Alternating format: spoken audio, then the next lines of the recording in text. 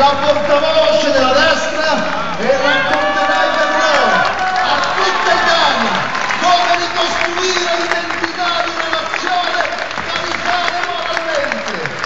Guadagnerai per noi il posto di avanguardia della destra al governo del Paese. Daremo all'Italia una grande e forte personalità. E dico sottovoce, entri in un partito che non ha capi che soffrono di gelosie verso una donna che vale. Meglio una destra figa che una destra figa.